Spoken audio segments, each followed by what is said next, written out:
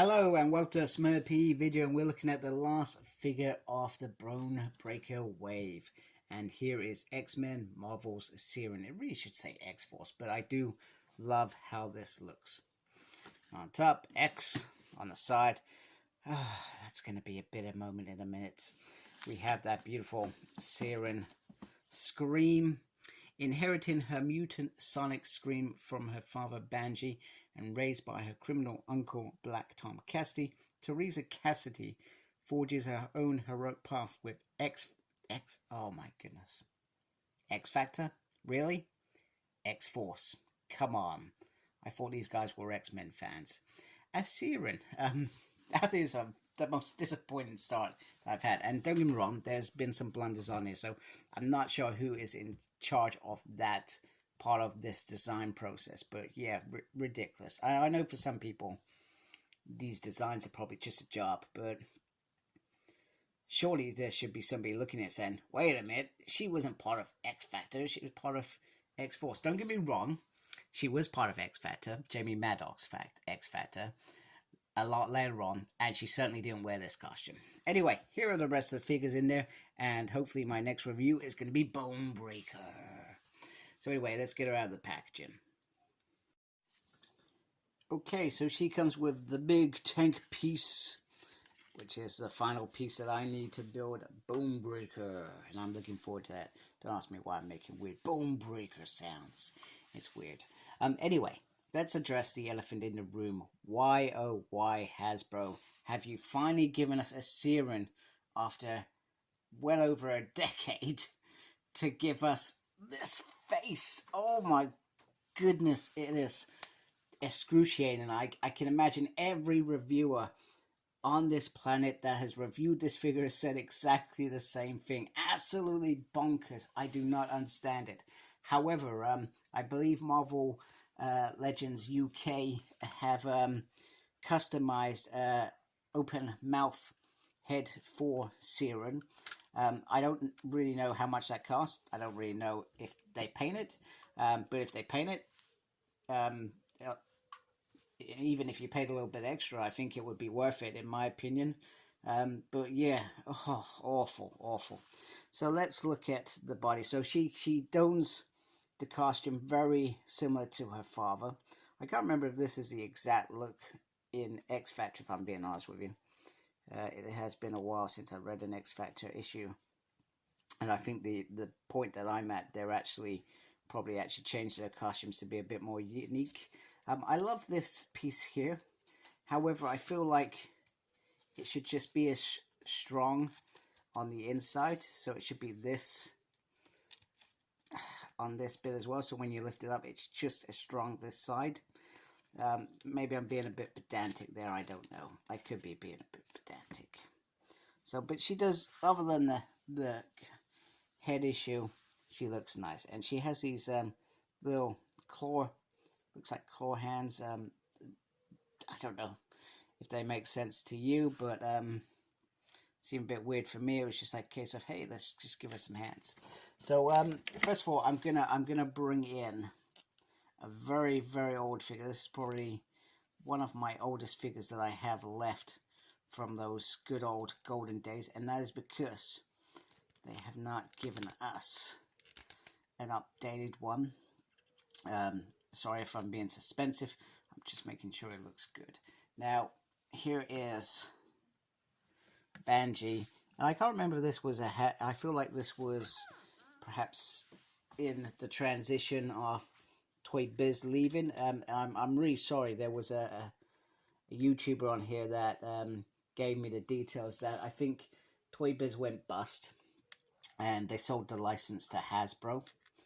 And if I remember correctly, the earlier waves were not as good as, well, certainly not as good as they are now in terms of articulation. They've come a long way since, so that they kind of backed off and regrouped, and then they came back with that first wave, which I believe is the T-Rex wave in, I'm going to say, around 2010, 2011. So, and then they had a really big break as they focused on the 3.75 line, which I loved. but I love 6-inch figures more. So actually, you can see what I mean. So this one came with a bit of fabric, and you can tell there, fabric on that side, fabric on that side. And actually, he still looks pretty good. I mean, I've been ankling for an update. I almost brought a Banshee off Wings Customs, and mainly because I was looking at that team that went off into Shi'ar space before it was sort of rebooted with Clarimon's final run, and I really love Banshee in that costume. But they actually look pretty cool together, to be fair. So, but I'm hoping you can at least understand what I mean. At least with this figure, fair enough, we didn't get a closed-mouth figure, but at least it's open and it looks like he's screaming. And yeah, he's still pretty decent. I still like this Banshee. I love that character. Until Vulcan killed him off. But I think he's back. Well, he's been back a while. I think he came back in Uncanny Avengers or something. Don't quote me on that. I could be wrong. So the head can spin around. It can look up and down. The arm, now you've got this piece. So this piece actually sticks under there. So you could risk damaging it. Like that. So, but it is... Yeah, it's really going to make the articulation a little bit weaker. You do have a spin there, and you do have a single there. The hand can go round.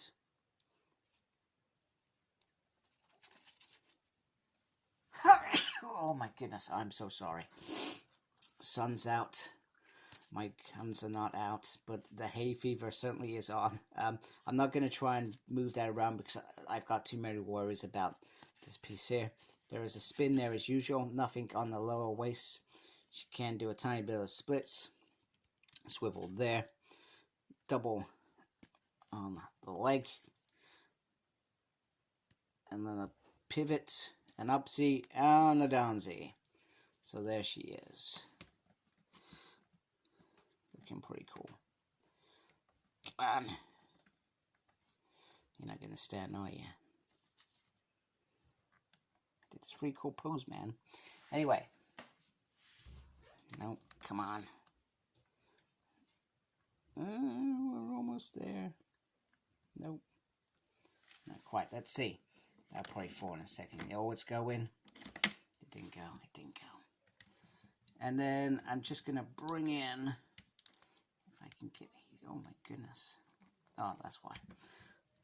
I'm going to bring in Motor Mouth Deadpool. Because these two cross paths quite a bit. Not only in X-Force issues, but in Deadpool's own original run, which I keep meaning to reread. Because I've read some of it, but I suspect I haven't read all of it. So here these two are together. And they look pretty darn cool. I think, didn't he crush on her, etc.? Hello, and here is Team X-Force, and who would have thought we would be almost here in terms of completed this team? So we've got Warpath, Shatterstar, Richter, Siryn, obviously, who we're reviewing, Boom Boom, Cannonball, the original Blast-Off, Cable, Sunspot, and Domino. So who does that leave left? Feral. We need Feral for definite. She was part of that original team. And then Caliban came in later on as well. So I feel like definitely a Caliban. And they've already got the mold for Caliban. I'm pretty sure they've already got the mold for Feral. So surely it's shouldn't be that difficult to create. You can also, if you don't like blasting effect Cannonball, you can also bring in regular Cannonball. If I can get him to stand up properly. Whoops, that's why we don't do things on camera. Oh, this is going to mess up. You watch. Right. Come on, Boom Boom. Let's just carefully try and get you in there. There we go. Actually, that wasn't so bad. It usually goes terribly wrong at that point. So, there they are. You can have Cannonball from the free pack as well. That came with Dynamo and Richter. So, yeah, who would have thought an almost complete X-Force team? I never thought it, and very, very satisfied with how this looks, this team. They look amazing, other than Siryn's you know, just that Siryn mouth would have been spot on. But hey, you know what? It is what it is. So anyway, I hope you liked my video. If you do, please subscribe to my channel. Thank you to those that already do subscribe. Make sure you look after yourself. Very important these days. And as always, embrace the geekiness. Take care. Goodbye.